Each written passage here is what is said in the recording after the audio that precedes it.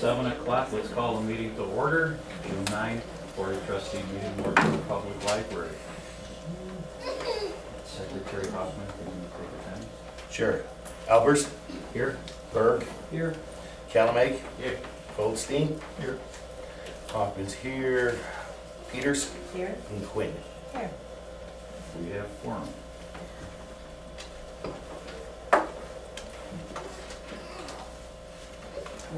Let's review the minutes of the previous meeting, May 12th. Is there a motion to approve? Actually, I have a couple of changes that I would like to discuss. Okay. Okay, under roll call, absent was Bernadette Fahey, and that's not noted. And on the second page, under number 3, ADA compliance and building condition presentation, it says Tom Hoffman and Joe Huberty used a PowerPoint presentation to show the lack of ADA compliance and the condition of the library building. Actually, the building is within ADA compliance, and so if we leave that stand, it makes it look like we're not in ADA compliance. So unless anybody else has a different way to amend it, I would like to strike out the words as of and leave the rest standing. I'm not sure you're correct. We asked him directly, is the building in compliance, and he said yes. Well, it's grandfathered in, but Right. it doesn't follow the ADA code today. They change the ADA code every year. And if we say this, it says the lack of compliance. And I don't, if you want to add the word current, you can do it that way. But we can't. I would add current, because we really can't say we're in compliance, because if somebody has a wheelchair or other situations, they cannot use the library. Right, but this is a legal statement. If something is ADA compliant or not, it either falls within the law or outside the law. And this building falls within the law. And so, as long as it does, I just don't want it to sound like we're not. Boy, I'm all with you that it could be improved, you know, having had a handicap myself, very, very much so. It is important to the community. I agree totally. So we'll add current. You like current? Strike out lack of and add current. Or add the word current. Right. How would you like it to read? I guess show the lack of current if that's what everybody else wants. I think Yeah, that's fine, that's still accurate. ADA compliant. Yeah.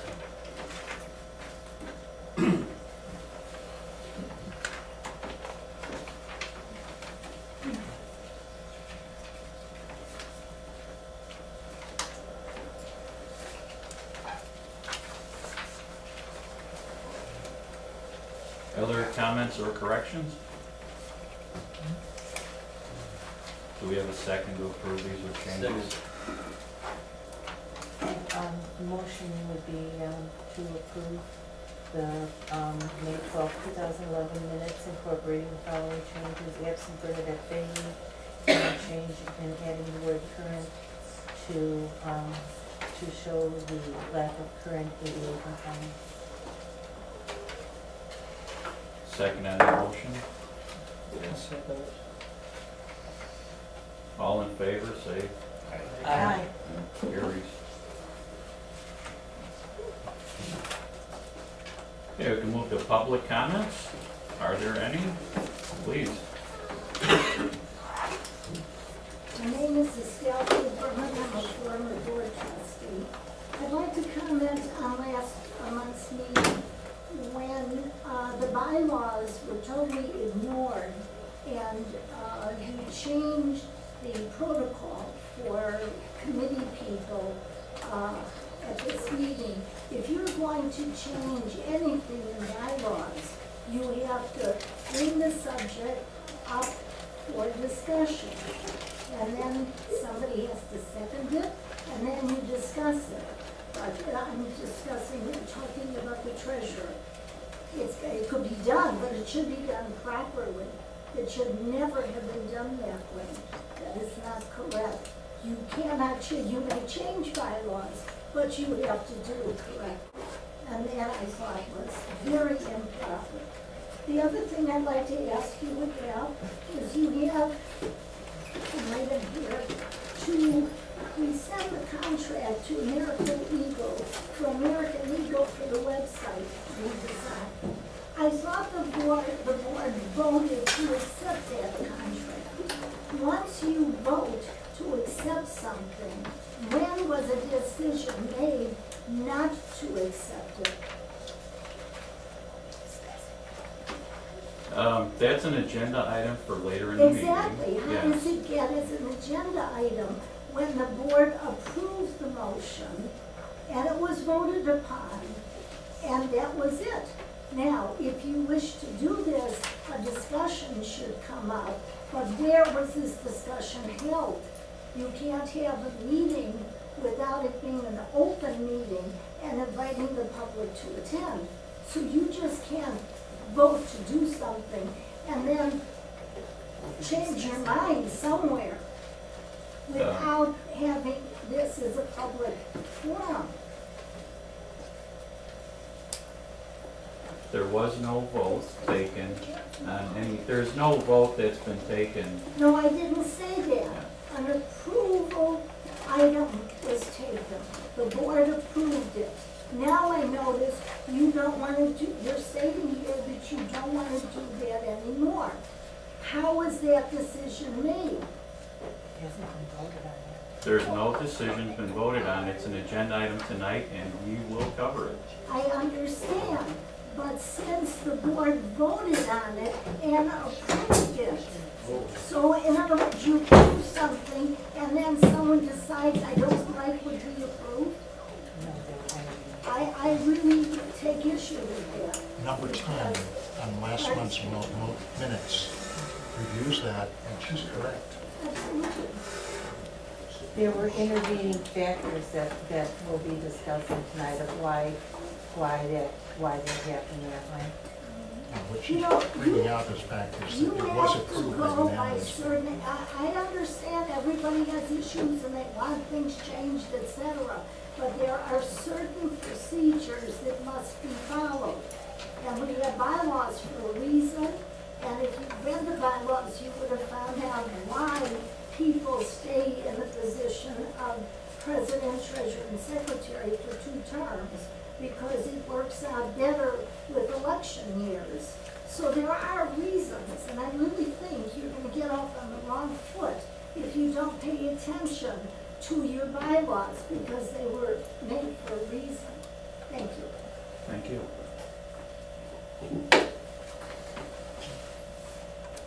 Yes. Eric Potter, 7940 Foster. I'd like to congratulate you guys on your election, as well as Mrs. Quinn getting appointed. As you can see, this room is pretty packed. And I make a strong recommendation that this meeting be moved. I'm always late to these meetings, and I hate walking across and blocking people's views. I hate walking out when I have to leave work today. If you could possibly work on getting it done in the back room, I'd appreciate it. A lot of people have been talking about that, and we're not all nodding your heads. I've been coming to these meetings for a very long time, so if you could just take that into consideration, I appreciate it. Thank you. Thanks.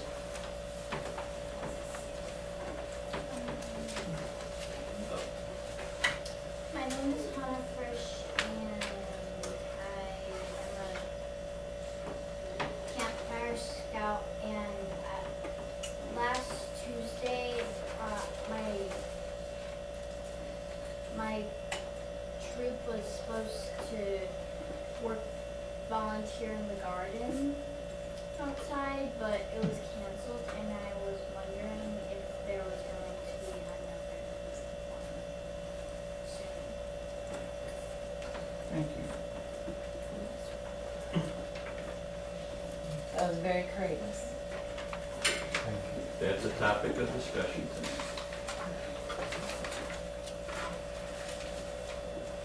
Yes.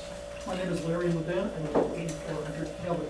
I noted that one of your pledges to the citizens of Morton Grove was to have public comments at both the beginning and the end of each meeting. However, I did not see public comments on your agenda for the end of the meeting. That's correct. That is one of the things we wanted to do. We did not have time to make that an agenda item. The previous board meeting was controlled by the previous board. This is our first meeting. We're going to put that on to the next agenda.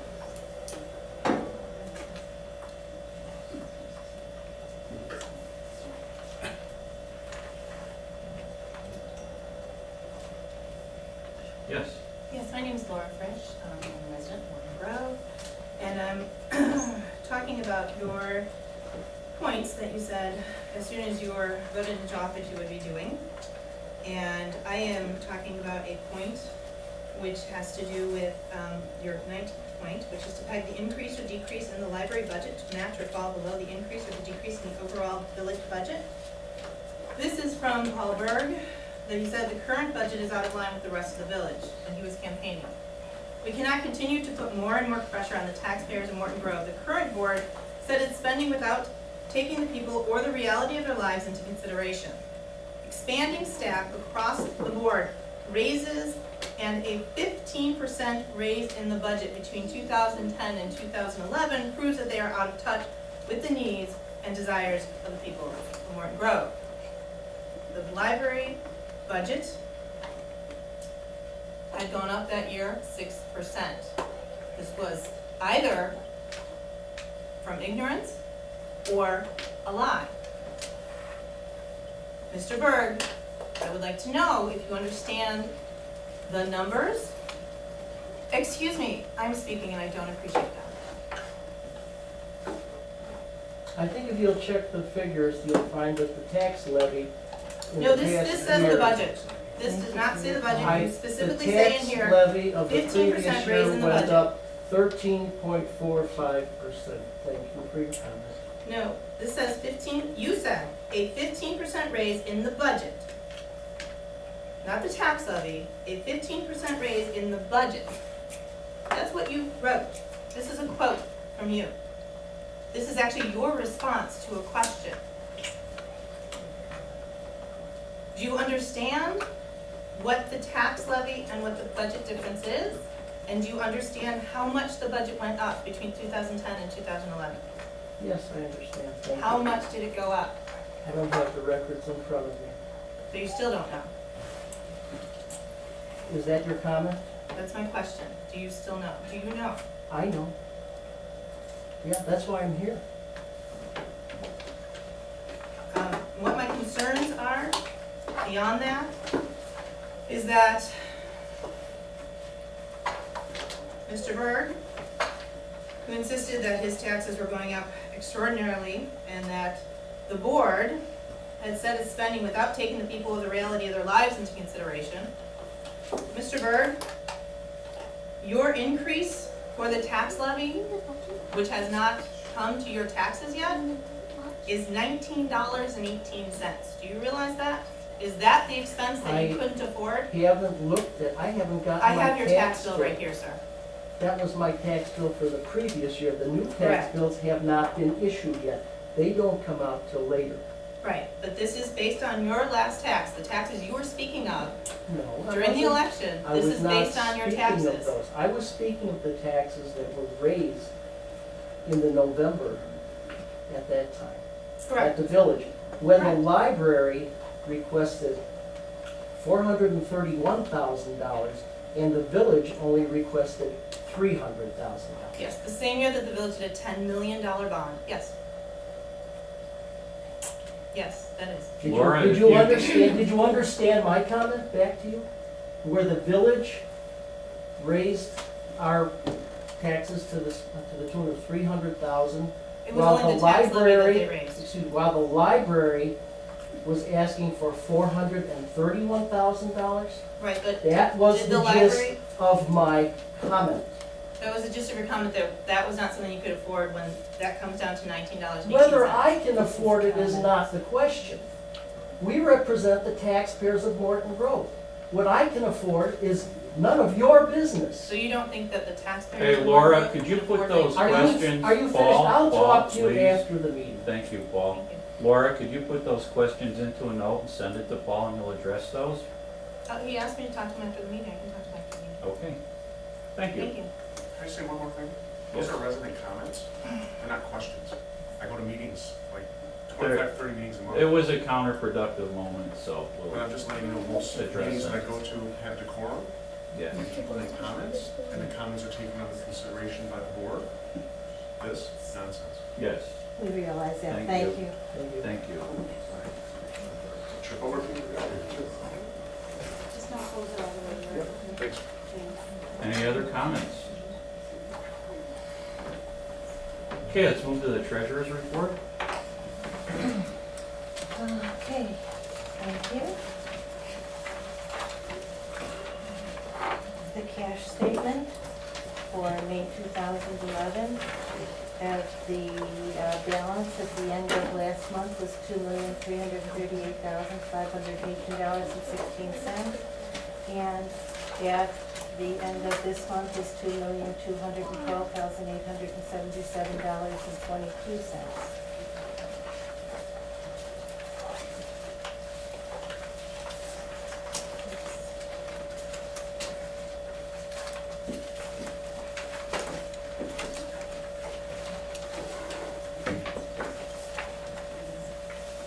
Do you have a copy of those minutes, Blanche?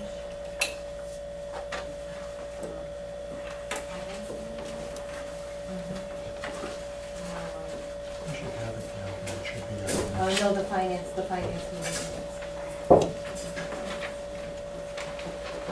Here it is.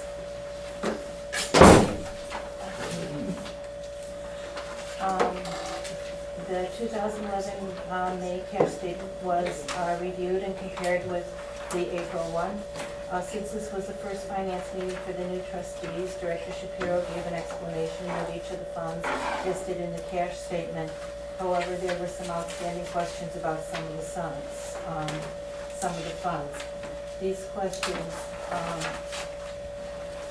if you look at your cash statement here, the questions that, the answers are pending to are, what percent is mandated to be in Illinois funds? Because if you look, the return on it is absolutely horrific. And we might want to look at what instruments, only certain instruments are allowed to be invested in by the library, but to see if there are any other instruments that will be more beneficial to us. On our $2 million, we received $37 in interest this month. Then another question that I had was, what is this first line, this Illinois Working Cash Fund? The $188,814.86. I'm still waiting for an answer to that. What is the Illinois Working Cash Fund? Oh, that's what we just talked about.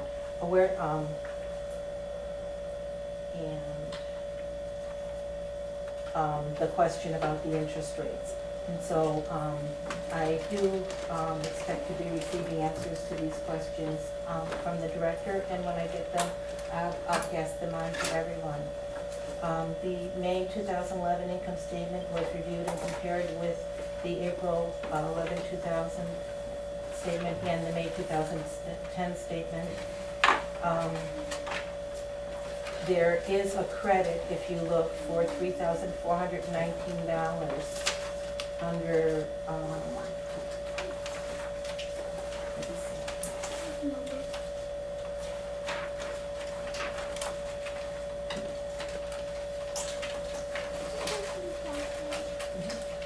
under expenses for the health insurance employer. And the reason for that credit is that for some reason, the April and the May and June payments, no, the April and May payments were made at the same time. And because of that double payment, this money had to be returned back this is the employee's portion of the money that had to be returned, if you're wondering where that came from. We looked over the May 11th check register. We went through all of the checks, and there was one question left over, and that was the meaning of additional day on check number,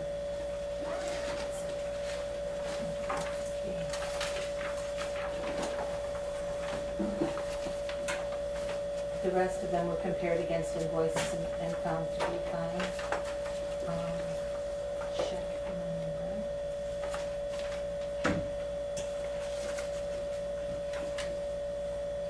Do you remember what one that was? It's in the minutes, 3-3. 33144. 33144. This $750 check to the Morton Grove Park District. 500 of it is for a concert that we're sponsoring, and $250 is for charge for additional days summer reading promotion. So we're still finding out what exactly that charge is. You see on the second page. Oh, you know? Oh, great. Yeah, that's for 2 concerts in the park. We have one in June and one in July. Okay, and so So the one library is will be- 500 and one is 250? They gave us a deal. Okay, thank you so much, I appreciate that. Thanks for working with you. Good job. Okay. On check number 33161 was a check to United Parcel Service for $116.66. In looking at that check, $100 of it was a service charge to the library, and $16.66 of it was the charge for the parcel itself.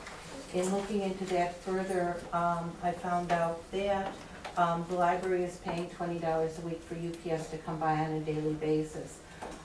Since that was the case, I looked back over the last 6 months, the invoices, to see how often we were sending parcels from UPS, and the numbers ranged from 0 to 8, with the median number being 4 times a month.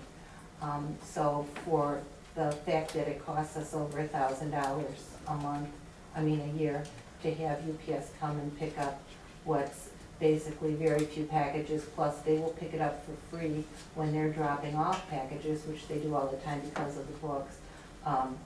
We decided to go ahead and cancel the daily UPS pickup, so we're able to save $1,000 there.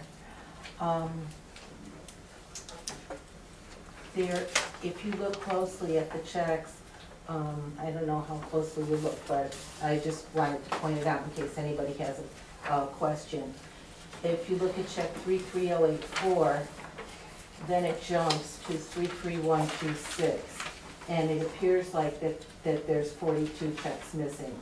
There are not 42 checks missing. What happened was, those 42 checks are, if you look back on your April register, they are accounted, they're fully accounted for there.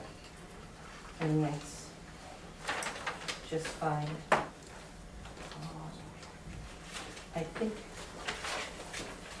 that's about it on this.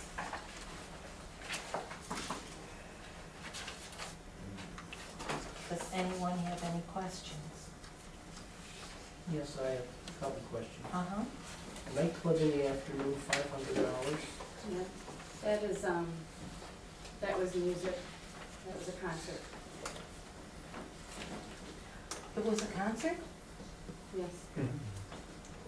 And that was a program that was on, Mother's Day. Thank you. The quartet? Yes, Was it the It was quartet? very well attended. Yes. 52 people came to that, right? yes.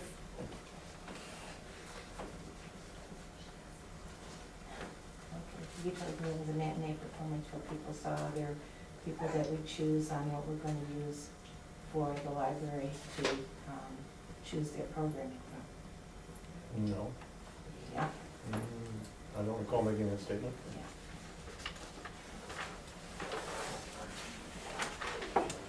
Any other questions? Yes, that's the Air Comfort Corporation. I imagine that's our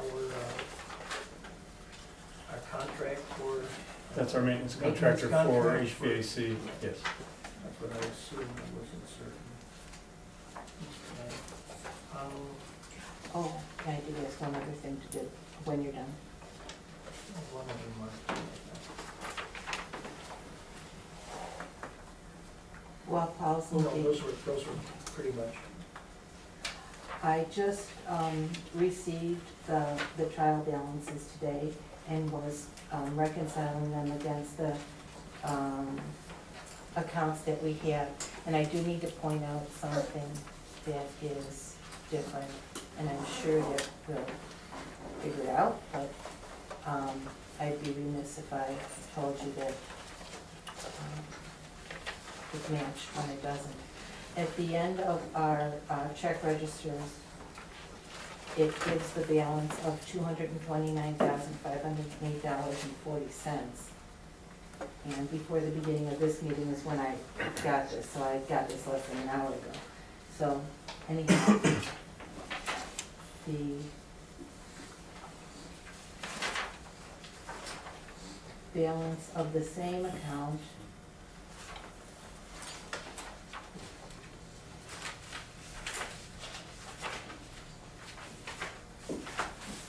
on the trial balance is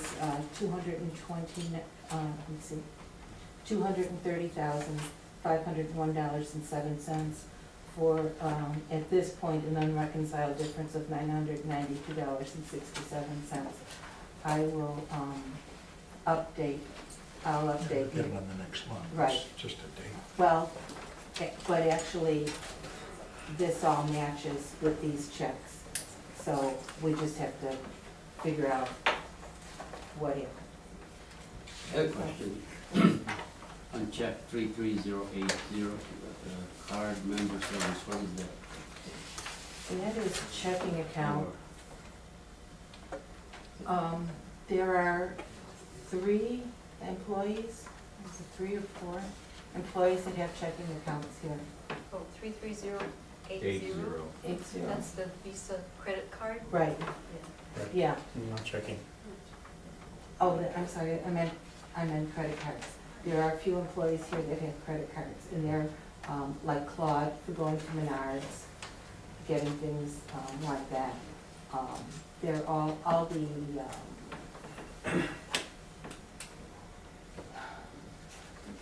all of the expenses, right, the expenses from the library, from vendors that aren't part of the regular vendors. Day to day. Come through there, right.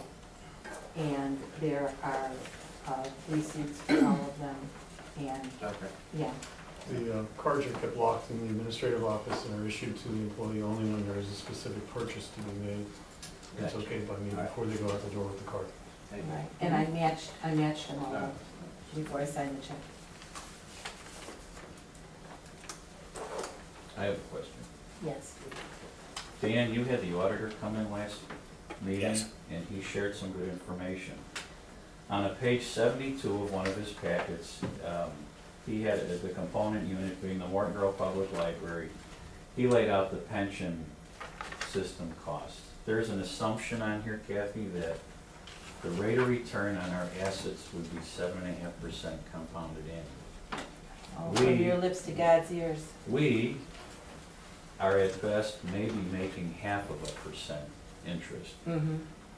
By the next meeting, can you take a look and see if we are budgeting and funding the pension appropriately? Yes, let me make a note on that. There is a portion of his report that recommends a lump payment for unfunded liabilities, which is usually a few pages further along than that. Okay. And we budget for that amount as well, so that we are covering the difference between what the actuary thought we would be getting and what we're making now. And that's part of the audit report every year. When does that get adjusted? It's added to the budget. We have of late been getting the audit later and later because of some issues at the, with our other unit of the audit. But we usually have the information. What other unit of the audit? The village. Village. Okay. So once I have the information, then it becomes part of the the budget process. Do you know about how far behind we are at this point? Well, because we budget and pay the unfunded liability portion, we are not behind in our pension payments at all. We're fully funded in our pension. But every year we have to catch up because there's an assumption about interest, which is Right, higher. that's what I'm saying. We And have there's an an assumption, adjust, we adjust every year based on what the auditor tells us to do, and that's the unfunded liability portion, which we then budget for and pay. I think what Mark was asking was, at this point of the year, do you have any idea about how far back we're standing? Based on what was projected versus what we've got paid in? We don't track that on a month-to-month basis. We make the correction every year with a lump sum payment. Which comes out of The operating. the operating fund? The operating fund. Well, the amount comes from the actuarial report, but the money comes out of the operating fund. And how much did we set anything aside? I think, well, we set whatever the auditor tells us to set No, aside. no, no, beforehand, is there anything set aside at this point for that? Have we made the payment yet? No, No. it's September. It's in September, so that money is in the operating fund. Okay. So there's no separate set aside just in case it's gonna come out of the fund? Right. Okay. And so far, we've always been We're fully there. funded in the pension. There's no pension liability for this institution. Good. All right. Your newest treasurer, are you finding everything that you need to find in order to do your job? Well, no, actually. I asked for all of the contracts to be made available, and I am still missing several contracts. And I've made several attempts to get contracts, so that's still a work in progress.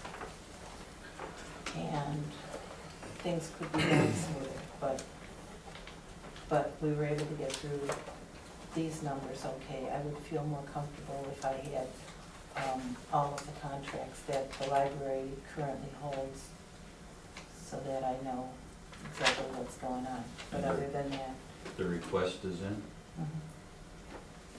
are we doing that? Right.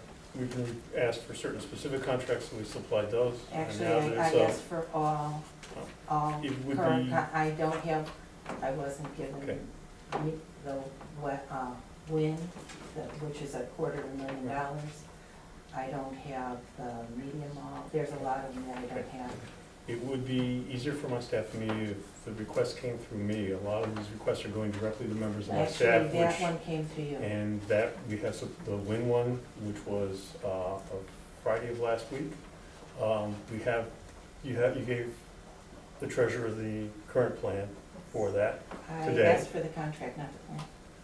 I have the plan, I don't have the, Okay, I we will didn't. dig out the contract for you. The plan is the sheet that has the sheet that we sign off on, and that I constitutes our understand. contract, so.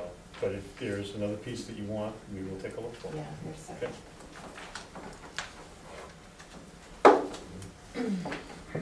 Any further questions of the, Yeah, while we're on finances, Yeah. I would like to make a motion to direct Director Shapiro to at least come up with 3 to 5 auditing firms that we can interview about the forensic audit that's gonna be undertaken. And then we can start choosing, we can interview them, cost and what the scope would be. What I was thinking was, we're going to be having an internal finance committee here, and that before we go and spend the taxpayer money on the forensic audit, we would like to first go through and see what portions, based on what the auditor last time said at the meeting, that it would be much more cost effective if we could pinpoint specific places or specific issues that we would like looked at. And so before we hire someone, we'd like the opportunity to take a closer look at the line items and try to winnow down what specifically needs a closer look, so that we don't go wasting money on some kind of a scatter shot. Well, according to the auditor last month, pretty much any forensic audit would be a waste of money. But you No, guys no, no, mailed no, out, a mailer to every household in Morton Grove saying your number one priority was to do a forensic audit of the last 5 years, correct? We're planning on doing a forensic audit, sure. All right, so you're gonna pick and choose what part of the audit is gonna be done? Because that just negates the entire No, that was, forensic audit. That was system. the suggestion of the guy that was here last time, that rather than do an He said to make entire it cheaper, it would be easier to pick and choose stuff, but to make it overall, to actually tell the people of Morton Grove there has been none, or there has been financial irregularities in this library, you have to do the entire thing. You can't just do a piece of it or pieces of it, because Sure, that still casts a shadow on the other pieces. I really disagree with you there. That, I think that it would be better to get if we can get a good lay of the land, and then have a set of questions. So when you said that you were gonna do a forensic audit of the books, you didn't really have a specific area in mind where you thought there was irregularities? This was just an overall blanket statement that you assumed that there's something going on wrong? Is that why you wrote that to every household in Morton Grove? No, we wrote that to every household in Morton Grove because we had a good reason to believe that there was a good reason to look at certain specific. That reason would be what? That reason would be to see how money is being moved between funds. A good reason to believe. What's that good reason? Okay, I can give you plenty of examples. Of money missing, of money being No, no. misspent, of money being... You can't go and say money missing before an audit. I would never jump to something like that. What I'm saying is that there is enough. Isn't that what a forensic audit would imply? A forensic audit implies that it's necessary to go one layer deeper than what the general audit goes for. And I think that's a fair statement to say. I think it's also fair though to say, I hear what you're saying, and I think it's fine from a process standpoint. But the intent of a forensic audit in any sort of process should be looking at basically the entire supply chain end to end from a cash flow standpoint. Exactly. So the idea, I mean, I'm fine if we want to go back and micro scrub or whatever it takes so that everybody feels comfortable. But from a forensic audit standpoint, I also don't think at this stage, I wouldn't support the idea of micro targeting, if you would, a forensic audit. Because if you're gonna make the commitment, then the process needs to be end to end. And that needs to be the yes or no decision. So I agree with you totally. What I'm saying is I would like for us to have a committee together where we have done the initial work on the books so that we can know where the questions are. And yes, they would review the process end to end, but we would be able to fast forward through a lot of it because we would have those answers at the ready. Catherine, do you suspect anything? Suspect That's is basis a that you're loaded looking at. word. Suspect is a loaded word. No, Do it's a common Do I usage. have, Do you have a reason Do for I wanting a have- forensic audit Yes. of Oh, the yes. last 5 years? you bet, Can you share that reason with anybody? yes. For things as simple as what we're gonna be discussing tonight with the website redesign. I wish I had, I'm so sorry, I have a packet that I could have brought with me, but I'll do this from memory. If I have to revise it, I will. In the 2009 budget, I'll have to look, $20,000 was appropriated for website redesign. That's fine. Then it wasn't spent, and then at the end of the year, it was left over. However, at the end of that year, there was $40,000 left over as a general leftover thing in the budget. So then in 2010, when it came to fund the website redesign came out as zero. And in the revised budget, it came out as zero with an asterisk that said, however, website redesign is going to be funded with that $48,000 that was left over from the end of 2009. So that's great. We started out with $20,000.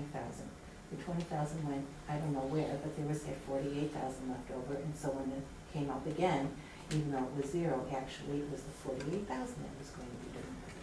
Okay, so now we've got $48,000 right there. We still don't know where the $20,000 went. That's one reason. The $20,000 goes in unexpended? Wait, budget money and it gets reallocated or put in a special Wait. reserve fund. So. That's all unexpended money So, goes. that $48,000 is there. Then, we get to the per capita grant. And what happens? The per capita, so this is already funded there. There's $48,000 sitting there for web design. Then comes along the 2010 per capita grant, which can only be used for what it's earmarked for. And what does the grant read? Website redesign And network servers. and network servers, which we don't need because we're doing it out of house, but that's a whole nother story. Okay, so now I've got website redesign and website redesign. Then I look at the 2011 grant, and this 40,000 then was never spent because they were waiting for the 2,000, as it said in the, if you look at the February minutes from last year, it said the website redesign will be paid with the 2010 per capita grant. So there went the 48,000. It doesn't just go away. It's, the budget is not a bank When account. things are saying that this is earmarked for this and this is earmarked for this, when you have something that's been earmarked several times and it just keeps on rolling along, that doesn't look good. When you've got, so it starts out with the 20, goes to the 48, then it goes to the grant, it says the grant's gonna take care of it, and then the board minutes, it says, yes, it's the grant that's gonna take care of it. And then you write the 2011 per capita grant, and it says, yeah, that's for the website redesign too, and any other things that need to go to support that. So now, I've got this thing showing up 1, 2, 3, 4, 5 times in the budget, and it had yet to be expended. It's those kinds of things, how things are supposed to be going for one thing, and then all of a sudden it just gets like this. That, you asked me. you know, I understand, what and I raises- can explain most of it away simply, that the budget is not a check register. The budget is just a guideline of what we expect to spend money on each year. Most of these lines do not get spent 100%. That money that's left over either gets reallocated or put in the special reserve fund that we had just created I a couple of years understand ago. The reason the website was not done and was planned, I mean, it's necessary to get done. The reason it hadn't been done is because the library staff has been so busy since the recession started, no one's had time to head up that project. So we've all understood that. We've just pushed it back per year. That money, there's not money sitting in a drawer somewhere earmarked to be spent on that. It's just a number on a budget piece of paper. There's not a check written. There is not physical cash that's earmarked for that. It is just what we expect to spend. And we should have that in mind when those bills come due, that we expected to spend that money on it. The problem is that with that $48,000 being allocated to the website design, that was sitting there. And- Sitting there. Wait. What do you mean sitting there? There was $48,000 in cash sitting in a Yeah, drawer? There isn't. Well, don't say sitting there. That it was expected to be spent. Right. $48,000 was expected to be spent Right. on website design. Right. It was expected to be spent on website design. Now, at the exact same time that was happening, a grant proposal was being written for that exact same amount of money for web design.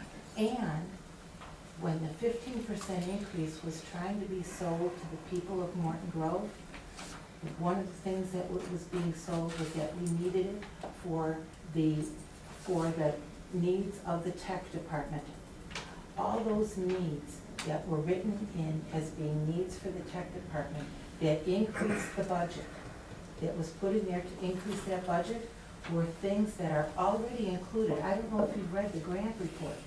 The There were grant report, things- right. there are some There things were that overlap, that were there's a already- timing issue, these are things that are done months apart during the course of a year. Well, This these is are stuff contiguous. And, What I'm talking about and is regardless, contiguous. a budget is a budget, it's not a check register. It's an ebb and flow of cash coming in and cash going out. There are some things you don't spend money on, there are some unexpected things you do spend money on. It is just we don't invent the wheel every year by doing a new budget line by line. We just go from history of what we know and what we can expect. That is all that happens on a budget. This is not, we're not mandatory that we have to spend this money. It's just that we don't, we plan ahead that way for it. So planning to do the website, which was the intention all along, just did not happen. And now there is grant money available to do the website, and hopefully that will be spent on that.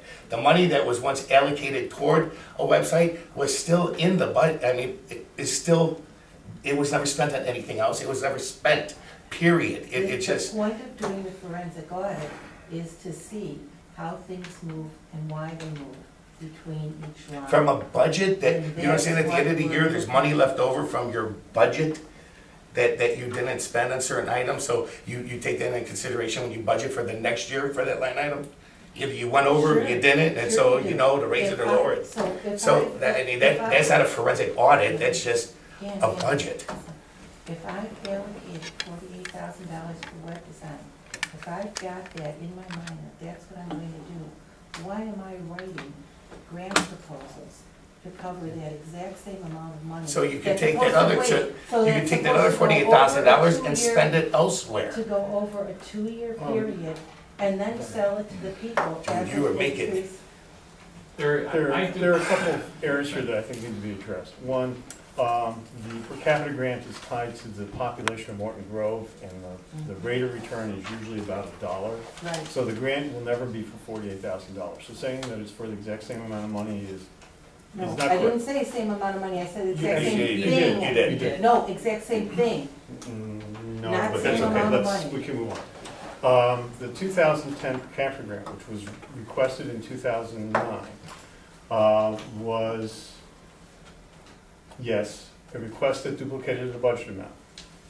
We do that because if we get the grant, and to tell you quite frankly, the 2010 grant was supposed to show up in the fall of 2010 and showed up in the winter, showed up in March of 2011. That's true And then, wait, but may I you knew finish, you were gonna please? get it. Well, no, I did not know I was gonna get it. Of course you do. No, It's no, federal money. no, We better certainly not come in. no, that year. I wish you would have Please. called the state, because I- I spent you know hours what? on the phone with the state about Okay. this. After the fact, please. At the legislative breakfast that North Suburban organizes every winter, every legislator was there, and there were 12 of them there. Both Republican and Democrat got up and said, you can forget about getting your per capita grant for 2010. Not gonna happen. I was at a meeting several months later at North Suburban Library System where Ann Craig, who is the Illinois State Librarian, got up and said, not gonna happen. The state's in too bad a shape, you're not getting that money. We wrote the grant anyway as a long shot. It was in the budget because we were fairly sure we weren't going to get it. And as proof, we normally get the money in the fall. We got the award letter in December. The check didn't come till March. Which check? The check from the Secretary of State for the per capita grant For which year? for 2010. No, We it came didn't- in December. No, please. The award letter came in December. The check came in March. Sorry, the award letter came in February, the check came in December. I've got it right here. Would you like For the to- 2000, according to my records from Blanche. Yeah, I can show you. Okay. I'll be- We wrote the grant request in 2000, for the 2011 grant request, knowing that this project and the other items included in the project would cost more than one grant. Just for your Okay. information, Catherine, all of the board is invited to that legislative breakfast, and we all attended, and we all heard that.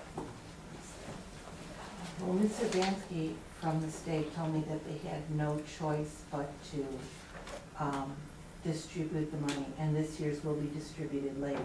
But that it is actually had it. that it's actually federal money that's given to the state, and the state is dispersing And it. that is a change in where the money comes from. Usually the money for this comes from a fund from driver license renewals. And a small portion of it is from LSTD development funds, and that money dried up. The message from the state, both from the Secretary of State, the state librarian, and our state legislators was that the 2010 grant was not going to occur.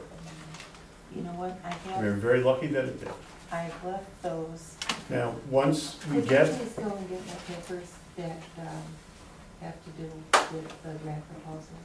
Now, once we get the money, if it overlaps some item that is in the budget, it is normal, not just at this library, but every other library that gets per capita grant, to use the grant monies and then reallocate or reallocate those monies that are now freed up out of the budget because we got the grant for some other purpose. I've regularly gotten approval from the board to do that. When I first came here, when Estelle Cooperman hired me, one of the things she told me, she explained how this operated, and that the board has done this because we do have lines that do go over, and we do need to stay within the amount of money that we have set aside for the budget. Does each line get spent exactly as we attempt to predict with the budget? No. We do some allocations across budget lines. And we use the per capita grant to free up some money when we can, because we cannot predict every expense.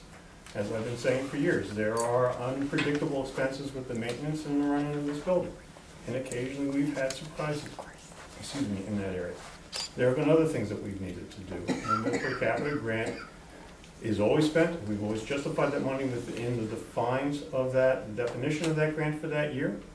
But we have then had monies then that may not have been spent out of a budget line, and we have spent them then for other purposes in terms of running the library and meeting the services to the public. The auditor is fully aware of this and has never had a problem with it. The board has told me that this is okay within their philosophy of how the budget should operate. If the new board majority wishes to change that, then we will change that into it differently. But up till now, that is how we've operated, and it has been fine with all the legal entities that we've worked with and with our auditor. I hope that clarifies it for you. Well, I mean, Dan asked me a question about why the four of us felt the way we did about the forensic audit, and. It was because of an unspent website design. No, I said it's one of many, many things, and that was the one that I chose as my example, that the website design money was carried from here to here, used to as a public announcement of why the levy had to go up by 15%, while knowing at the exact same time that there was a grant pending that would cover it. That's why. That's one of the reasons. Okay, your many, many things will be covered by the audit that you're planning on doing now? I wouldn't You call just it said- a micro audit. I mean, if you're gonna do a forensic audit of the library, you need to do a forensic audit of the library. You cannot pick and choose. It just negates the seriousness of the whole thing. There are many layers to a forensic audit. Well, that's why I'm proposing that we start talking to forensic auditors at each meeting coming up and interview a couple of them. So we're educated and we're told of what we can expect, what our options are, and what the costs are gonna be. I think that would be an excellent idea once the finance committee gets a really good lay of the land. That way we would know the scope. I just think anyone steering an auditor of which way to go or what to look at is totally against what the auditor should be doing. Well, Dan, let me just give you an example of it. It's an example of like what just happened today. They asked for a finance committee report, okay? I had time, and it was my job to go through all these line items and find things that maybe could be done better, find out where the things didn't reconcile, and point them out to you. Excellent. You don't have time, I can't just throw a pile of papers at you and say, go for it.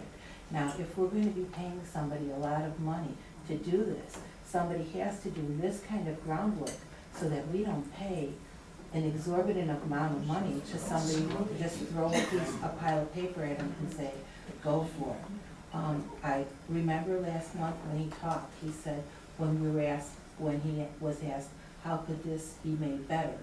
He was told if the library was better prepared. And I think that it falls under that same umbrella. If we're prepared for this audit the best way we can be, we can minimize the. I would love to hear that. I would love to hear that from someone who does forensic audits. Point of order. Point of order. Yes, please. You said, Catherine, the four of you discussed this? Before the election. Before the Because election. I want you to fully understand that as a trustee, You cannot have a meeting Oh my gosh, with more than 2 people. I understand that, Art. Okay, Oh, Oh, Just and so but everybody please, let me understood. clarify this. The talks that we had about forensic audit, the words forensic audit ended up in our political campaigning. but why would you do that before you see the records? Because we saw what was going on beforehand, we could see what we could see from the outside, and it made an. Yeah, there's one comment from Eric Potter's written in a Patch article about the website design. That's when you guys started talking about a forensic audit. Actually, no. And what was No. the exact timing of it. So, No, I mean, no, no, no, no, no, no, no. there's, It came from the either, fact either that you I gotta wasn't- say it's necessary or you gotta say it's not necessary. Let's I- say, let's agree that we need to talk about this. Yeah. Well, Let's this is the let's finance agree. committee, this is the finance committee report. Yeah, This is the place to talk about it. and you got a great idea So- that we should talk about it. So there's a motion on the floor. We're looking for a second to that motion to start interviewing forensic auditors. Second. And now we can discuss it and then we'll call the vote. Okay. And And my it's, discussion would be that I think it's premature. how much time would you think you would need? More than the 3 Until weeks until I've you had actually to be- find something you can hold up as a smoking gun or Dan. something you can present, because at this moment, you shuffling papers around, it puts a cloud over it, that you're aiming it towards something Dan. that. Hey, Dan, comment, idea to take a look at the books. Any new management would come into a company and wanna look at the books. Any new management So- would not have said that before the fact, that this was their number one priority to get themselves elected. It's not a number one priority. That's what you wrote, number one was a 5-year forensic audit. If you got elected, that's what you were gonna We do. did 19 Are you not gonna do it, or are you? And when? This is our first That's meeting to be again. determined. The election's over. I understand that, so work let's together go. as a Let's board. go I'm together. going through that. There is a cloud hanging over the library that there is financial impropriety going on that was caused by the election. You guys. No, not us Oh, guys. for God's sake, yes. Who No, feels this no. cloud, Dan? Everyone that got that piece of paper, half this audience here. Dan, it was. You said forensic audit the last 5 years. What would that lead you to believe if you read that? The book. And now you're hemming and hawing about No. doing it. No, we're not having a hawing Well, about then it. let's get, It's then gonna what be is the done. problem with, Because not we the need a time. What would be baseline. your I'm just time getting frame this for first doing trial it will be balance. months before we interview enough people to make a decision. Oh, I don't think Months. so. We What's only the matter need with one, using the village? What's the matter with using the? no, we have to village guy? interview at least 3 to 5 companies to find out price and the scope to make a decision. You We can't can just do that, but hire what's someone out of wrong a with phone having- book. Phone book? No, our guy, our auditor. That's, who's he's been gotta in make, our because books. what if he's not the best price? That's not how you hire a, Wait, he would get the first whack at it because he's been in the. no, business he for would the make last a several years. presentation along with everybody You else have to that do wanted it. to make a We will- presentation. we- The same way we've hired any contractor, from tree removal to air That's fine. conditioner. It would So be- why would we not get that Okay. project started That's fine. immediately? Because in order to have a project, it has to be defined for scope. Can we talk to the experts about this? Not you, please. Can we just get a forensic auditor in here, or a bunch of them, and ask them the questions that need to be Isn't that asked? why you had the auditor come last month? Yes, to explain that to his audits, that over the last 10 years he's been doing, there has been no impropriety ever found. At the level he went to. Yes, so now you guys will go to another level, let's get other people in here to talk about going to those other levels. This is the start of that process. This is what I moved that we do. This isn't anything shuffling papers around and making their job easier for And I them. would like to amend that, if possible, if you want to vote on it that way, but I would like to amend it to have 2 or 3 months so that I can, once I see all the contracts, once I go through the trial balance sheet. And then you're gonna tell him what to look at? No. No, I don't understand why your knowledge affects his job performance. Well, Can I- because I have experience of this. All right, so you wanna do the forensic audit? No. Then Okay. what? Can we hear Can I from put a Krista? proposal? Yeah, Yeah. let's hear from Krista. Because going through the proper procurement process and a bidding standpoint, where we're gonna have this probably multiple times, I mean, like, we're gonna have to do this over multiple meetings. We clearly aren't even we're not even halfway through, and we Right. will clearly run over time quite a bit. just by nature of how this is rolling to the state, you've got 60 days probably before we ever come to a decision, because that's just kind of the nature of this dynamic right now. That all being said, I actually think if we started it now and going through the interview process and doing the due diligence that we all need to do in interviewing and do the bid process, that should give you sufficient time so that when those, let's say, 60 days or whatever the right timing is, that it's ready to go based on whether the board decides yes or no, since it hasn't been taken to a vote yet, but decides ready to go. Because I do think we all need to do a little due diligence to ask the right questions of anybody who's gonna come in and do a top, down kind of look overall. So, from a timing standpoint, I think we all owe it to ourselves that we parallel path this so that when we're all ready to go, we're ready to go, and we're not waiting if the board decides to move forward with a forensic audit, okay? That's just my proposal. Okay, my only thing about that is that there are different scopes, there are different types of forensic audits. There are many, think of it like an onion. Could I have just and it wouldn't be me, if we're going to be having a board do a subgroup of the board to decide how deep of a forensic, because that's how you're going to get into the cost and the hours. A forensic audit is not a one-size-fits-all. There are many, you can have it going this deep, you can have it going this deep, this deep, this deep, till you're down to the nucleus. I don't think anybody here thinks that it has to go down to the nucleus. Thank God for that. Yeah. Those are subjects that would be broached by the entire board, not just three of us sitting in a room talking about something this serious. Any Would be bid, broached with any bid we got now would be, well, if it encompasses They this, would, this, they and this. would, they and would take layer it this. down, and we would ask for Layer- the same for each of them. But it just, to get the ball rolling, we need people in here that we can interview. Would you know how That's- to break down that? That's why we instruct Director Shapiro to contact auditors, figure out what needs, what are the options, who is interested in giving us a presentation, and schedule them to be here at the next couple meetings. And then they will explain professionally to us who don't do forensic audits, what's involved and what those layers are. I kind of fully agree that, we are not in a position to know what kind of audit we are. We have to invite professional people Exactly. to look at things, and then they will decide for us what needs to be done, Or if anything is to be if done. anything. Because we We have been cannot running go a around year. hunting for what pieces of things that for purposes of letting everybody get satisfied. Let's get this done and let them tell us what we need to do. So did we have a second on the motion? Krista? Krista? I seconded. I How wasn't. is it worded? That we instruct Director Shapiro to get at least 3 to 5 auditing firms to come in, educate us and give us proposals on their scope of work. I second that and recommend that as president, you own scheduling how many we do on any given time. Not that we're gonna delay this and drag it out, just to hang ourselves by our toenails, but that we do due diligence now and we give sufficient time to parallel path, and we will rely on the experts. It's clearly not this hard. So we'll rely on the experts to tell us what's the I'm right not thing. an auditor, you're not an auditor, you're not an auditor, so let them, You're gonna amend her with this vote? That's right. I'm a doctor, I don't want to go. Yeah. Let's vote, show of hands. Yeah, I There's always a reason for doing it. All in favor? Sure. Aye. Passes.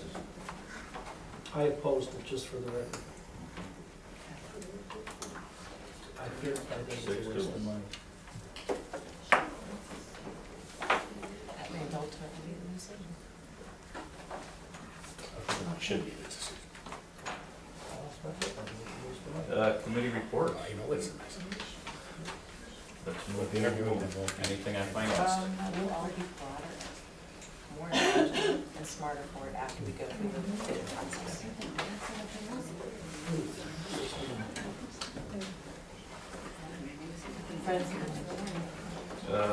Building and grounds policy, those are unstaffed at the moment, so We'll move that to the next meeting. Friends of the library, any reports there? You need to appoint a trustee to be the liaison, and then either one of the friends comes or the liaison makes the report. All right. Friends of the library. Oh, they don't have a report?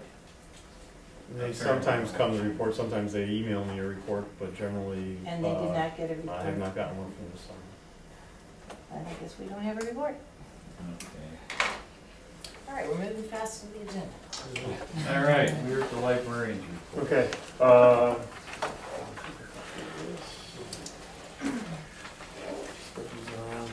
something we need to talk about tonight. I'm going to take it that everybody's read my report that was in the packet. Emailed this particular addendum earlier today, once I received some guidance from the library's attorney, who is here, Roger Ritzman, who is the library's counsel. Actually, can we discuss this during the agenda items for this?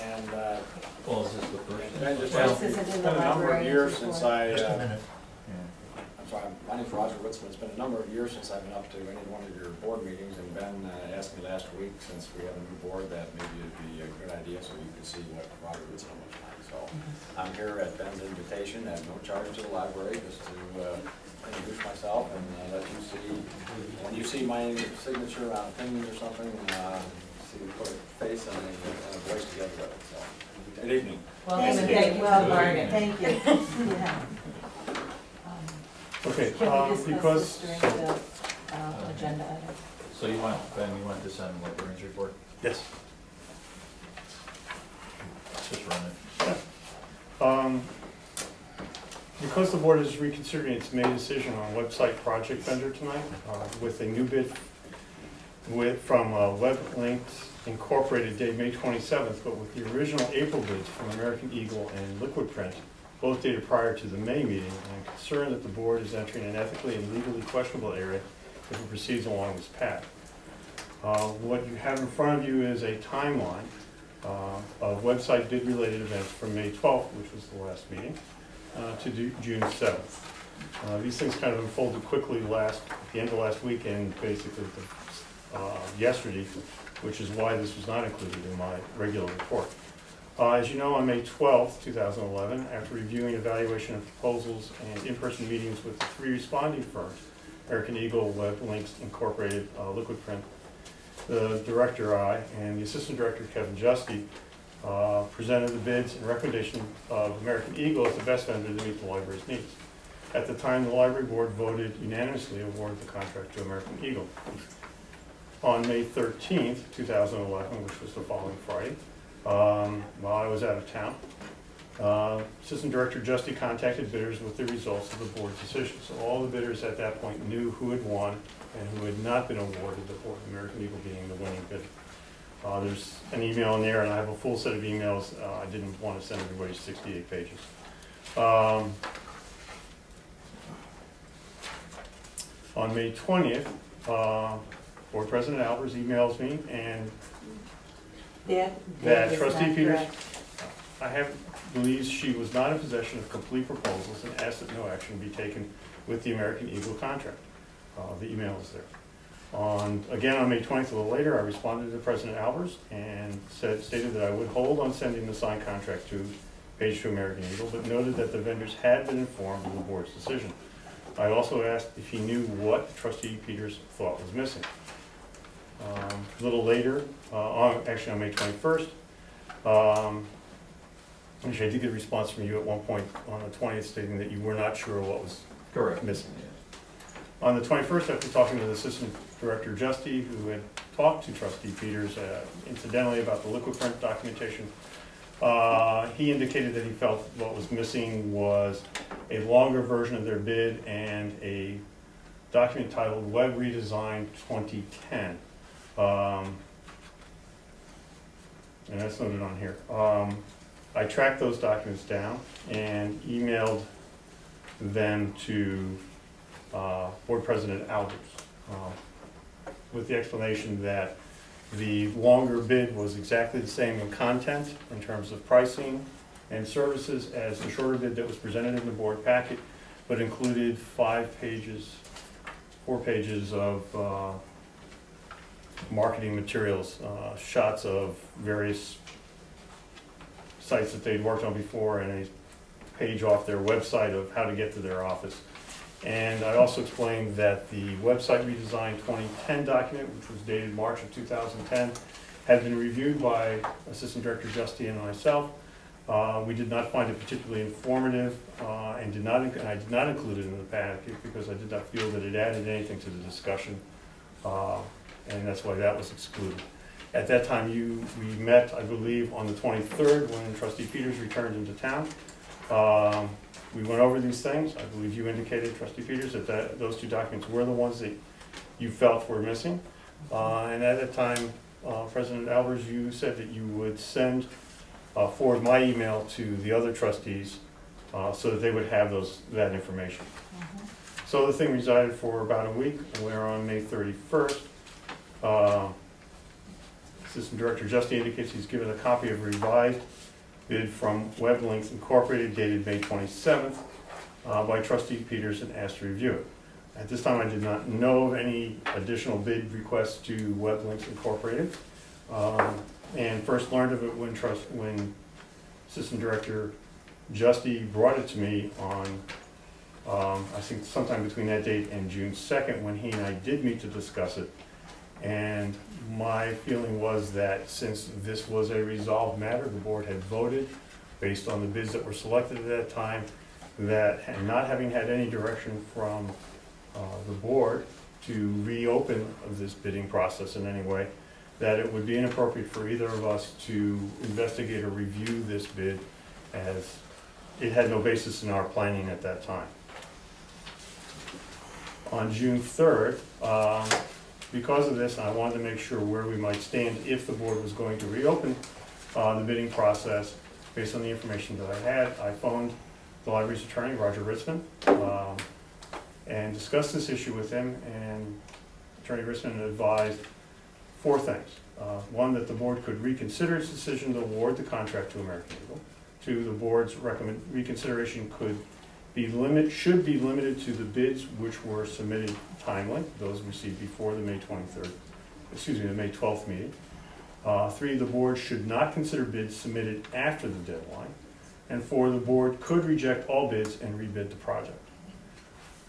On June 7th, I noted that the agenda included Subject E, which Trustee Emeritus Cooperman noted is to rescind the contract to American Eagle, and item F, to review bids for website redesign.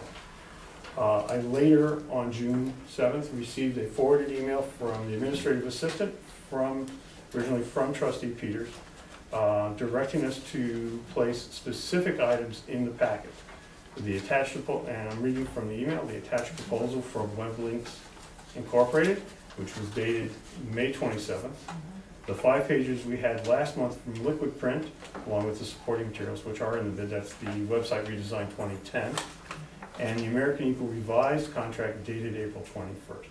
My concern is that if we are going to reconsider bids, and we've had one bidder who's had a chance to revise their bid based on the public information available, since once the bids are accepted by us and the contract is awarded, those are public documents, that it gives an unfair commercial advantage to WebLinks and places the board in a perhaps difficult situation in terms of these other bidders. First. Yeah, okay. You and Kevin sent out the original bids. We sent out the original request for bids to... Did you delineate a date that those bids had to be? Yes. in? Yes. Yeah. Do we have any teachers here? When the teacher says your homework is in at this date, that's it. No, it is. So It's Trustee more- Peters called yeah. them and asked them to So rebid. if it's over, it's over. I agree with you completely. Right, there's things that happen in the middle, I'll have to explain it to you. Did it get lost in the mail, Kathy? Paul, did you read this? Paul, would you let me explain? Explain. Christie, did you have a question before I explain? I would just like, I'm in Paul's camp a little bit, which is, I just want to ask the broad question, what initiated Thank web you. links, no, web links, who and what initiated web links to go after the decision had been made unanimously, which by the way, we've already approved the minutes, which said we unanimously agreed. Right. So we've now double, basically kind of approved, given kind of just point of order, but I don't understand, because this was not a board decision to go off and ask someone after the fact. Exactly. So I need some clear explanation, because Thank you. This document is true to a point. You know how Paul Harvey had the rest of the story? I'd like to give you the rest of the story. The rest of the story has to do with the Y-10 per capita grant. The Y-10 per capita grant, I was talking to Jeannie Urban from the state of Illinois, and it has to do, oh, Mr. Shapiro, here's the February 1st, 2010, you were informed of the grant by the state, and the check did not come in until December. So it came in at the end of our fiscal year. It came in February. So We effective- knew, in February of 2010, we knew we were getting the money. We just didn't know when. And it turns out that the state held on to it for a little more than 9 months, and we did get it in December. So, anyway, the problem came in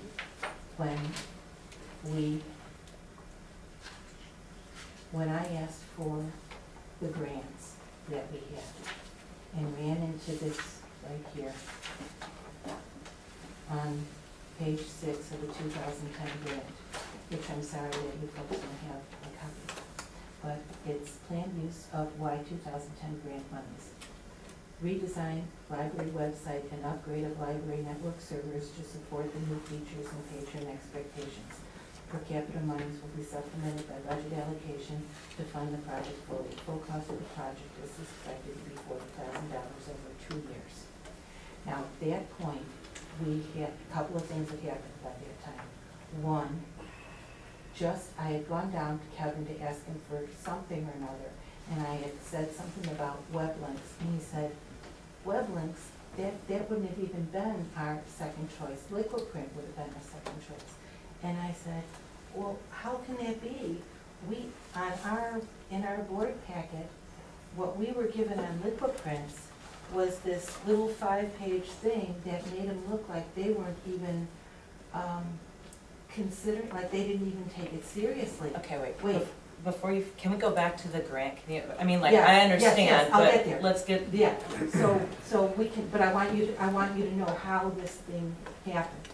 How it originally got put on hold was that 2 days after the meeting, in just a conversation, I found out that the second choice was liquid print.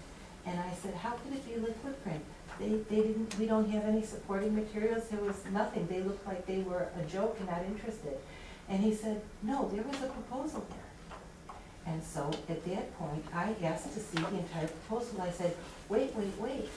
We were asked to make a decision between 3, and if we're missing documents, we couldn't have made a good decision on this. There's a possibility that we might have to take another look at it. And it was at that point that I called Mark and I said, Mark, we didn't get all of the supporting documents that we needed in last month's board packet. And it was at that point that the signatures for American Eagle was put on hold, so that the board could get a chance to read the entire documents from all 3 bidders.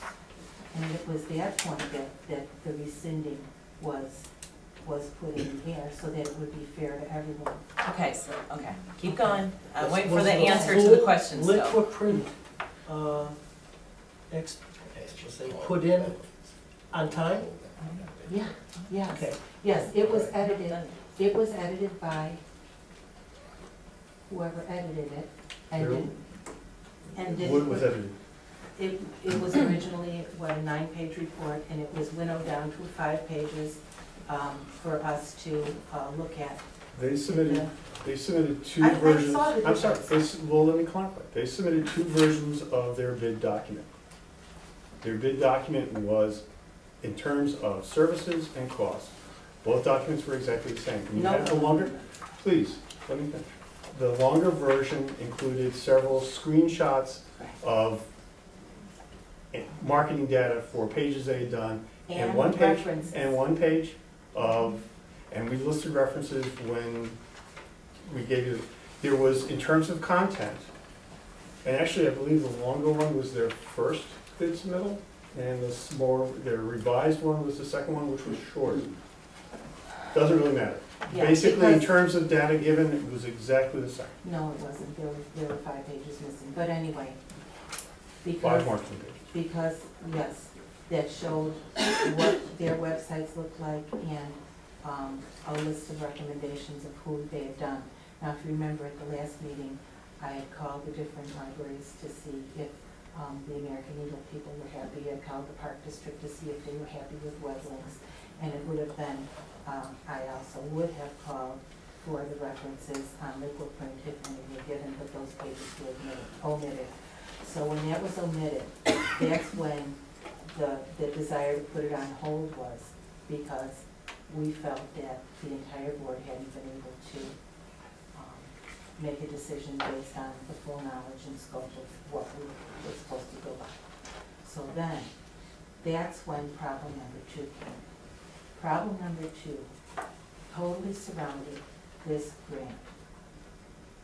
This grant, the Y 2010 per capita grant, is $22,924.72. It has to be obligated and spent by June 30th. I got it. Right, okay. At that time, the only thing we had that could have potentially gone to that grant was the $11,000 half payment that would have been the 50% down on the American Eagle contract. I had requested what other things would fall under this grant, and was given nothing. So that. Based on what you just said though, what you quoted off of that grant proposal was broader than just web design, because I also heard you talk about supporting resources necessary to maintain, and I'm gonna wordsmith it, but basically the technological capability of this library, correct? Well. So it's broader than just. Well, yes and no. I talked to. Yes on this in bed. talking to Jeannie Urbana, and that's who I spent several hours talking to at the state of Illinois. She's the one who's in charge of these grants.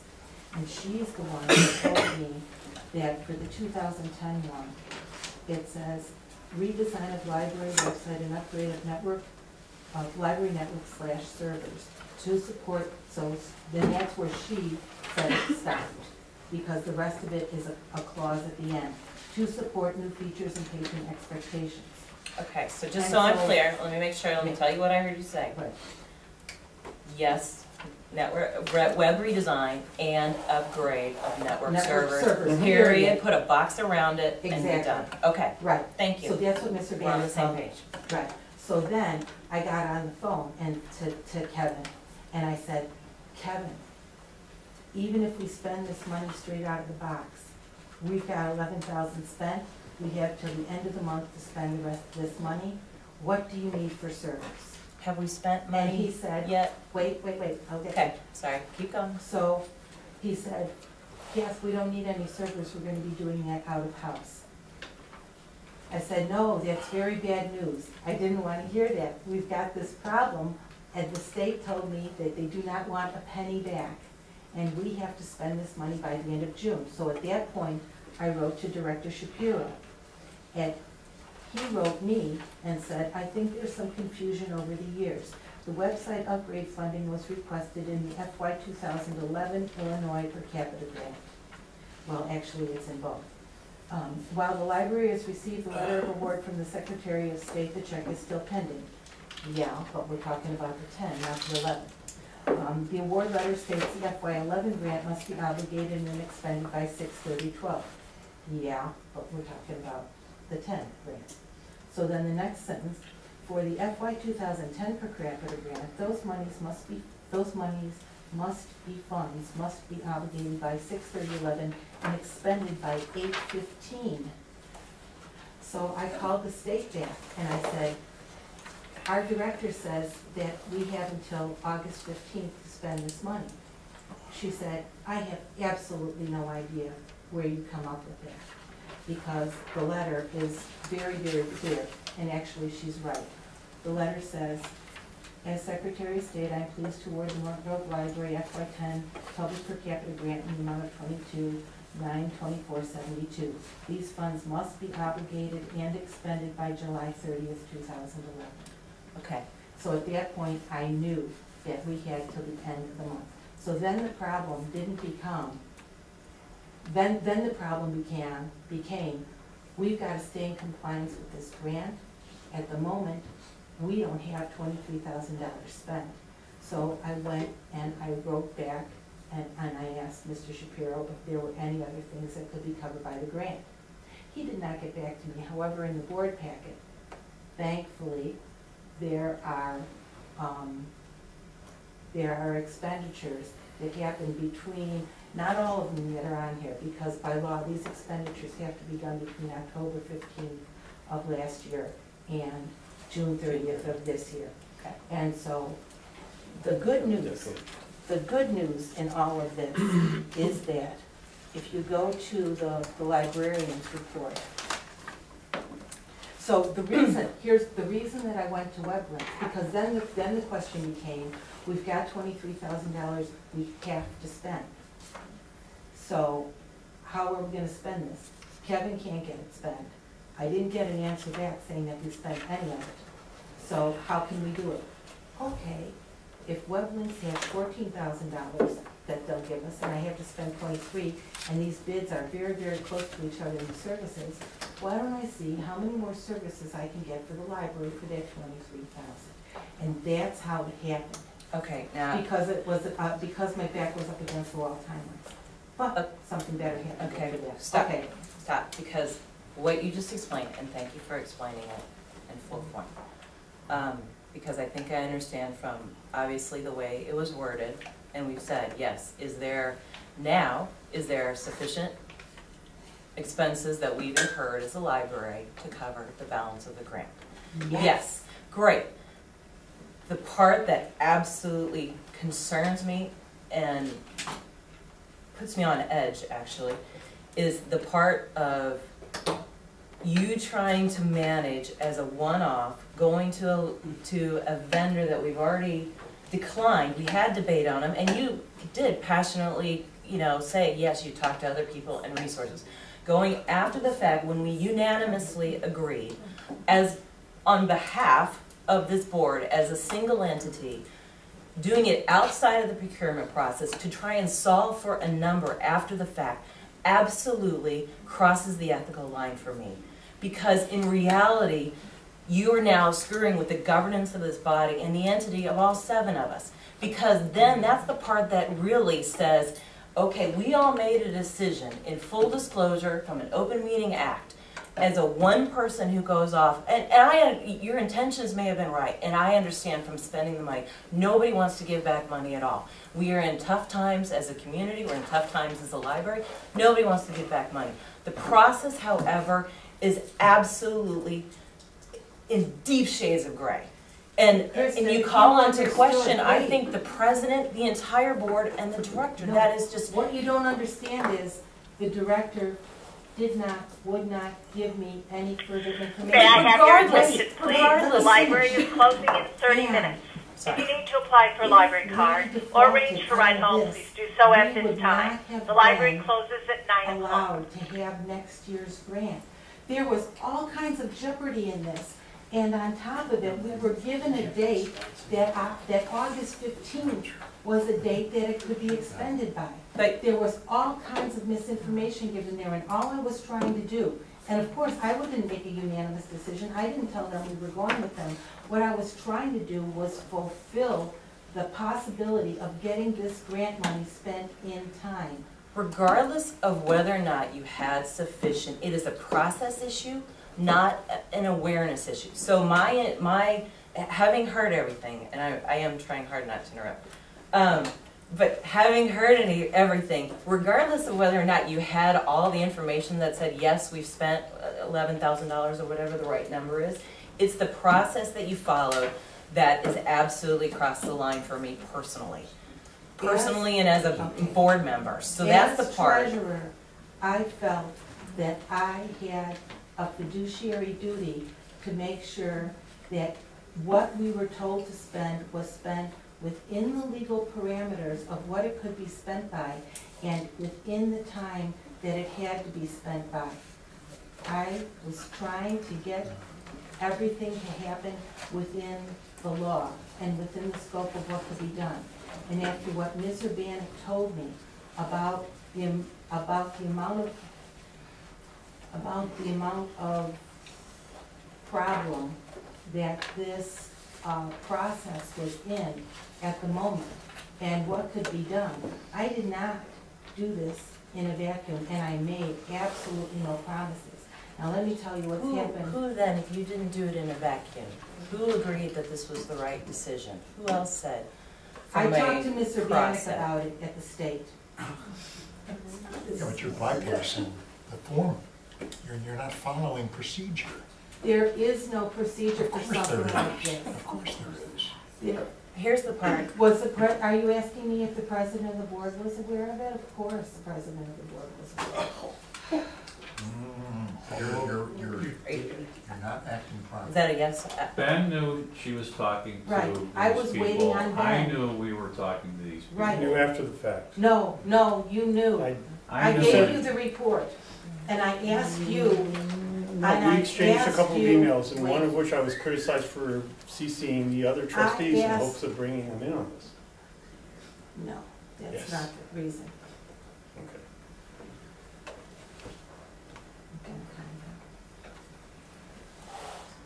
The reason is, we had $23,000 that legally had to be spent a certain way. We were in danger of not only not spending that money, But we have spent. but wait. I didn't know that till 24 hours ago when this board packet came out. Okay. After making request after request after request. Okay, but, Okay, so what happened was that we would have been in danger of losing next year's grant. And the state told me they did not want a penny back from this year's grant because it would mess up other libraries. And we didn't want to turn the money back either if we didn't have to. So then the problem became, how do we use this $23,000 in the best available way? What I did was to try to provide an option, and only an option, for the board. Now, what's happened in the intervening time, which is wonderful, is that when we got our board packet, there are several expenditures. Let's direct to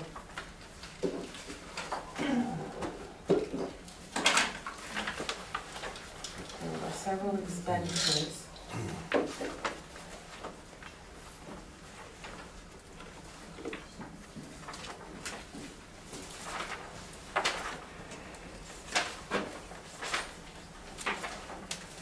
Is it in the librarian's report? It might be. I'm looking for the, I think I'm looking. Page 2 and 3 of the librarian's report discuss the 2010 and 2011 per capita grant expenditures. If I can give some background, since I've been doing this for 6 years, we have never lost any money from a per capita grant. We always word the grant such that we can cover expenses that we know we'll be making in other areas. That's why we talked about network servers for 2010 and staff and public PCs for the 2011 grant. That allows us, though we may, and as I mentioned earlier, sometimes we budget for things and then we use the money for the per capita grant to pay for those items anyway if that grant comes through. And again, the 2010 grant was a very iffy proposition. I gave, at the end of page 2 and the top of page 3, a list of expenses made in 2010 that meet the wording of the grant in terms of network services. Depending on how you want to interpret the grant application, there may or may not be an October cutoff date. Yeah, We're- according to the state there Okay, is. then we, But even it's with that, still okay. please. Exactly right, it is still okay. There was never any risk if we went with the 11,000 share of the American Eagle first payment, of not spending all the money that we were awarded under the 2010 per capita grant. I'm sorry that my first email back to you had the wrong dates. I was actually in Washington DC moving my father into an assisted care facility, so I did not have my documentation in front of me. But it took a while to do some research, and here's what we've got. So far, there's $31,303.49 worth of server and other related expenses. We can lop a few of those off. We're still well over 11,000. So the grant is not and never has been at risk of not being lost or having money sent back to the state. And the same holds true for the 2011 grant, because we have in that wording additional expenses that we need to make. We need to upgrade some of the staff PCs and some of the public PCs. Shouldn't be a problem. So again, as I've done every year for the last 6 years, we're on track with this. We have the wording is done. And once the state accepts that grant and sends us the award letter, the wording is fine, and they've pretty much left the interpretation open to the director and the board as to what fits into that. Until yesterday, none of this was given to me. It was given to you guys at the same time. Now, the pieces of this that are applicable to the 2010 grant are from, the 3,200 isn't, and the 859 isn't, but everything else. Neither with the 3,000 be, just for reference, based on the time that you explained earlier today. Exactly, yeah, I have that one circled too. Okay. But all the other ones are, and it's still sufficient money to get us through the 10 grant, and would allow us, if we then took the website out of the equation, put the website into, give Kevin the exact, ask him for apples to apples between the 3 bidders, and if we take that contract and approve it as of October 15th of this year, I'm sorry. If we approve it actually on October 16th of this year, if it's signed and ready to go then, we can get exactly the website we want and have it totally paid for by the per capita grant.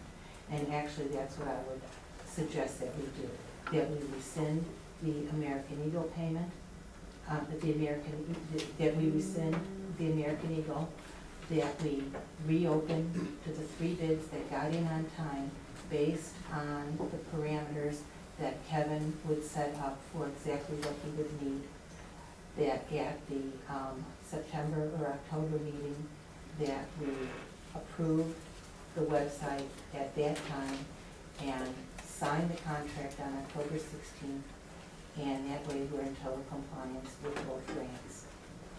Okay. Can I ask one question? Sure. What do you have against American Eagle? The professionals in our library have approved it. And we're not going over our budget, it's just the money that's allocated. What's wrong with it? What's wrong with it Yes. is that I mean, we're not librarians. it's not an issue of American Eagle. It's an issue of that we didn't have all the information that we needed. Now, in the last month that I've been able to do research on this, I'm actually finding a lot of dissatisfaction with people that use American Eagle. But I did not know that at the time of last month's meeting, and that did not factor in to my Who decision. did you call to get that information? I'm They're negative. references, they're references. I don't know. I don't buy that. The Partridge Public Library, I called Plano Center, I called Plano to get, that's what these references are for. Trustee No, Peters? it's not theirs. Trustee No, no, Peters? Plano is the other. I had dinner with the director of Park Ridge Public Library before I presented the American Eagle proposal to you. And she was glowing in her recommendation of American Eagle, who did you talk to at their library? What can I Because the tell village you? is, They the haven't- city of that- Park Ridge is going with them as well. That library did not return my calls. Okay, you just mentioned that they I'm sorry, had. I'm sorry. I had two calls into them. Kevin and I did our due diligence. I mean, if the board wishes to Well, in redo your the whole own bid letter, process, in if your the own board wishes letter, to, I'm fine with that. I have no problem with that at all. in your own letter, option number 3, I think would be fabulous, especially since that way we've got next year's covered with no problems at all. Because we already did buy all the servers and everything that were in, they're already bought. You mean option number 4? Reject all bids and start all over again? Let me see, I got my numbers. So down. Ben, there's on page 7 of this packet that we got from Ben, there are 4 options that were tendered by our attorney. Yes. Mhm. You would have, Yes, if I number can, 4. if I can just Number kind of 4. surmise what I'm hearing, yeah. So Kathy, maybe well-intentioned, did some interviewing on her own and did some things. We may or may not agree that that was the right thing to do. So casting stones at each other, Not my job. it doesn't, to cast stones. well, it doesn't do the job either. Right. So if she had some doubts, she did look into things, she did make it known. We did stop the contract with American Eagle pending the opportunity to talk about it again. Mhm. If you weren't against rebidding this, and maybe it would make everyone on the board more comfortable to just take one more swing at it, and if we've got the time to, I don't think look it's at it. necessary whatsoever. I believe we saw the reports, we saw the bids, we heard from the 2 people that, that did the work on it, that recommended it. There's no financial date lines that we're worried about or Yeah, totals. there is, Dan. And we made the What is the decision. The financial deadline is if we wait till October 16th to sign the contract, then it's covered by next year's per capita grant. It's covered by If we this did- year's per capita, right? No, Or most. well, no, because this year, if we use the things that came out in. There'll be from other the things, other there'll be day. other things that will be covered by next year's per capita grant. Not many. There- I talked to there- Mr. Justy about it. Basically, everything that's need to be bought has already been bought. Or Mr. Justice Two- thrown under the bus. Yeah. No, I'm not throwing him under the bus. Okay. Two things No, if I may. please, if I say anything inaccurate, I would like it to be, Mark, yeah. challenged. Okay. yeah. One, if we proceed, this is just hypothetical, if we proceed with the will of the board as of the May 12th meeting and sign the contract by June 30th, that half of the American Eagle, the 11,000 payment that would have to be made to American Eagle at that time, will qualify and go under the 2010 grant. So we're still covered that way. The plan had been that the balance of the 2010 would go to the 2011 grant, and then we would have some monies left over then to buy hardware and such that we need here that's covered by that grant. The other point I would like to make, and I realize that I have been out of town a lot, and that sometimes our communications have not been as efficient as they could be, but I would prefer, and ask as a professional courtesy, that if you have questions of my staff, that they be directed through me first, so that I can make sure that the appropriate staff are addressing the answers back to you, and that they have the full context of what they need to say, because I think a few things have been misunderstood by various parties, and has led us to a very long board meeting and a fair amount of confusion. And I think much of that could be avoided if we follow the chain of command and address questions to staff through the director, so that I could bring all the people who might be involved in getting you the proper answers. And I will work to be more timely. And again, I apologize that I have been away for family matters, but I think those issues have been resolved, and I don't expect to be away. And in my absence, I will designate a point person for you to contact, so that you do get complete and timely answers. That would have been quite appreciated. If we want to do that a little bit out of order, I think it would be much better. May I have your much more attention, please? cost-efficient The library will be closing in for us to take these numbers that have been found here, apply them to the 2010 grant, and redid the website development with the full bids, including Liquid Print, for the 2011 grant, now knowing exactly what portions we want from each. The interesting thing about these two different bids were for the same amount of money, American Eagle versus Liquid Print. Liquid Print threw in a couple of years, 3 years of website hosting, a secure place where you could get, which was actually an add-on for them for $3,000, a secure place where the staff would have secure emails, and where the boards could pick up their board packets. Also updated graphics, split outs for teens, children, adults, and seniors.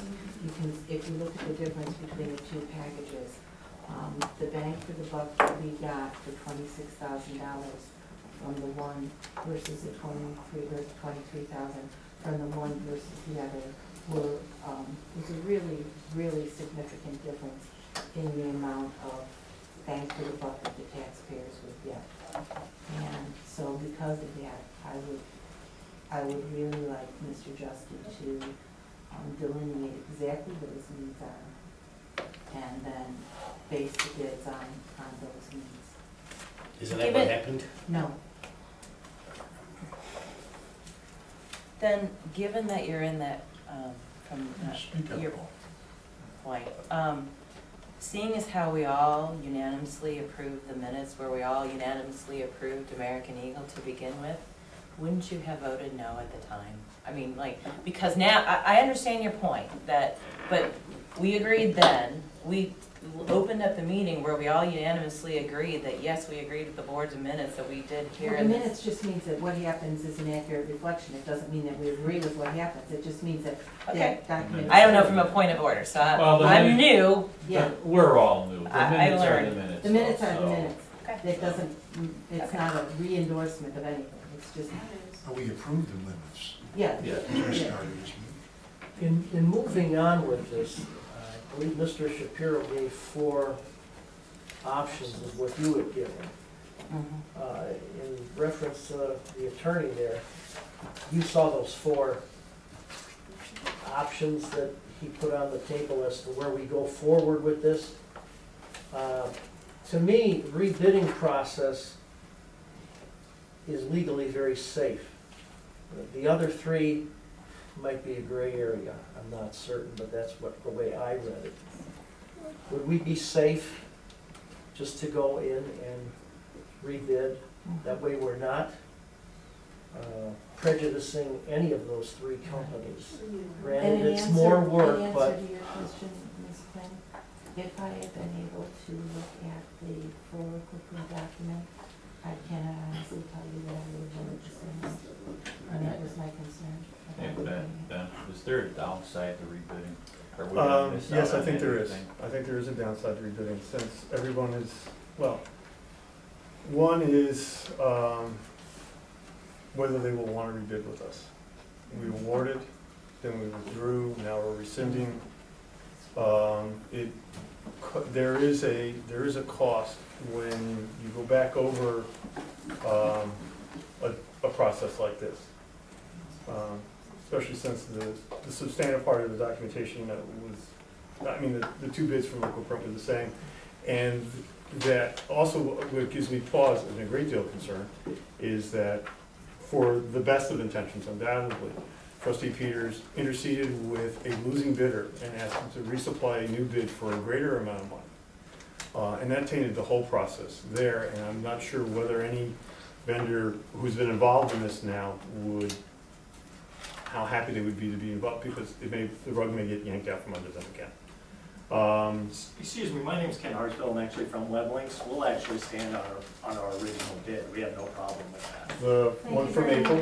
Yes, the one that was actually, I believe, $8,000 less than American Eagle's bid. We're happy to stand on that bid, on the original bid. But I think at this point, the appropriate thing to do would be like that to... going forward, obviously. The whole process is incredibly tainted at this point. I think the downsides are risks, but they're not certainties. If we were to And I don't know what Rissa's point puts us at. Roger may have something to say about that, since we have notified American Eagle that they did win the contract. Well, that's, but we're allowed to rescind. That's a question I would like to have the attorney answer. I mean, that would be the safe thing to do. But if we were to go to option 4, which is to say, well, okay, we're gonna start this all over again, then I would agree with Paul that that is the safest thing. Yeah. Floor over here. Yeah, but the decision that was made was on something that a complete, document was not presented.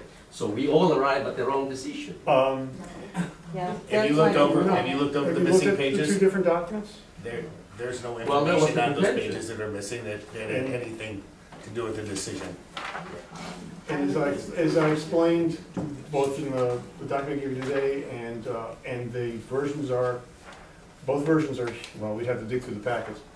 The difference was basically marketing boilerplate. It added nothing Well, in terms of the services they would provide. We're talking about it now, but we did not talk about that like that when we met. And what I actually supplied to you, I believe, was their second bid, which would be to give you the most recent document.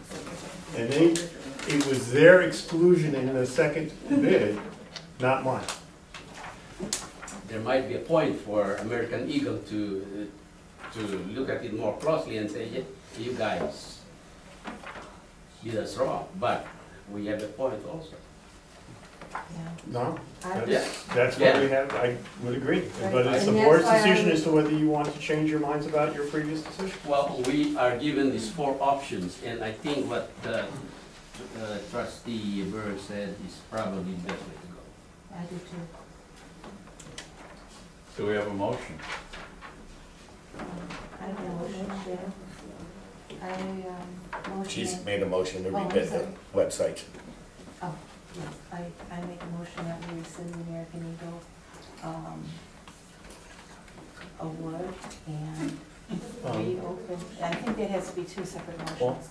should we be doing this during the librarian's report, or should we wait till we're actually in new business? Well, that's what I was asking, You do if it you now. wanted to wait for this until, We're kind of we might as well dovetailing into do this, that, aren't we? yeah. Mhm. Mhm. Thank you. Yeah. Yeah.